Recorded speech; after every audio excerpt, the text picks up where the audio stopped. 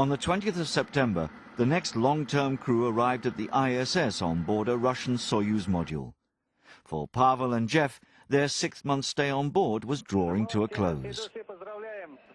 Thomas's new colleagues, Michael Lopez Alegria and Mikhail Turin, were glad to have arrived at their new workplace, as was Anousheh Ansari, a space tourist who was to return to Earth together with Pavel and Jeff after 10 days on the ISS. With 6 people on board, things were naturally pretty busy. At this time, the main focus of the work was to teach the newly arrived crew about the station, life on board, and the configuration of all the on-board systems. Anousheh fitted into this really complex routine very well. Thomas had spent just under 3 months on board with Jeff and Pavel. The same amount of time again still lay ahead for him. Saying goodbye wasn't easy, but together with Mike and Misha, he looked forward to getting on with the work to come.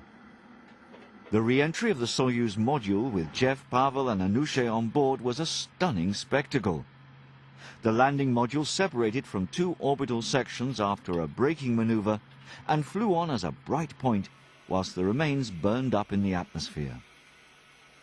Station routine means, first of all, keeping all the complex ISS systems in operation, a task which fully occupies even a 3-man crew. Thus, for example, all smoke sensors have to be cleaned and the telemetry facility in the Russian segment reconfigured or expanded regularly. Standard tasks that keep the crew busy day in and day out. Resupplying the ISS with spare parts, experimental units, water, food and other consumables takes place every 3 to 4 months by Russian Progress modules. These unmanned spaceships are capable of bringing individual payloads of about 2 tons to the station. From the middle of this year, resupply of the ISS will also be carried out by ESA's Automated Transfer Vehicle, the ATV. The ATV can supply the station with a 7.5-ton payload and is about 3 times bigger than a Progress. The arrival of Progress 23 was awaited with great anticipation, as letters and small presents from the crew's families were on board. A short time after docking, the unpleasant part of the work began. The unloading of the tightly packed module and distribution of the goods on board the ISS, as well as reloading the capsule with the waste that had been accumulated on board over the past months. The food on board the ISS consists mainly of dehydrated food and prepared meals in tins or bags. The water for the preparation of dehydrated food is supplied from a drinking water processing plant.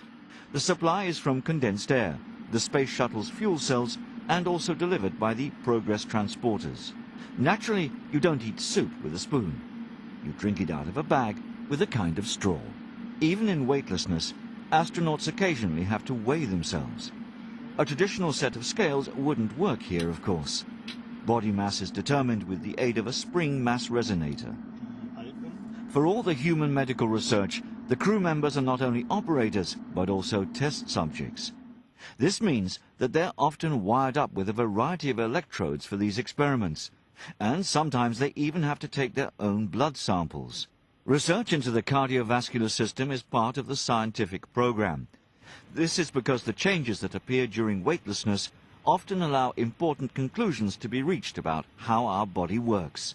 Information that is extremely difficult to ascertain, if at all, under the influence of gravity.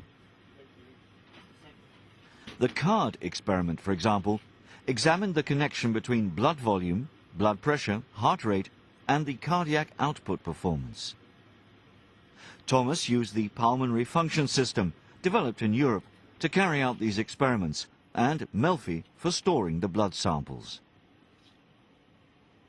After 5.5 months in space, Shuttle Discovery, in which Thomas came to the ISS in July 2006, would now bring him back to Earth. The postponement of its launch by a few days had added to the excitement. On board of mission STS-116 was Thomas's ESA colleague and friend Christa Fugelsang, with whom he'd entered the ESA Astronaut Corps in 1992. They'd been through much training in Russia together, and it was now a happy stroke of fortune that they should meet in space on board the ISS. This shuttle crew also had some challenges to overcome. Several spacewalks, to retract one of the solar panels and the transfer of 2 tons of supplies. During the spacewalks, the main task was to connect the new solar generators installed a few months ago with the energy supply of the ISS. Krista took part in 2 of 3 scheduled spacewalks. When one of the solar panels installed on the upper side of the ISS could not be retracted, an additional spacewalk became necessary, and Krista had a 3rd excursion into space. Together with NASA astronaut Robert Kerbeam, he succeeded in removing the mechanical obstruction, and the panel was fully retracted.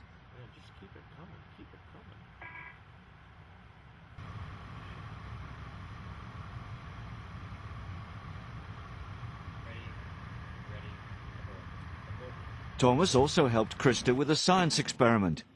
Althea investigates the effects of cosmic radiation on the central nervous system. While Krista had the electrodes attached to his head and put on a helmet equipped with radiation sensors, Reiter activated the unit and prepared for data recording. Thomas's place on board ISS was taken over by NASA astronaut Sunita Williams. Mike, Misha and Suni gave Thomas a hearty farewell, and then the shuttle cast off from the ISS. With the return to Earth, the Astrolab mission was successfully completed. All the mission objectives were achieved, conducting a scientific program and ESA's preparation for the operation of the Columbus Research Laboratory. However, the weather at Cape Canaveral in Florida didn't look particularly good, and it seemed the shuttle might have to land either in California or in New Mexico. Only minutes before the final braking maneuver, the crew received the go-ahead to return to Florida, where the shuttle touched down just after sunset on the 22nd of December, 2006.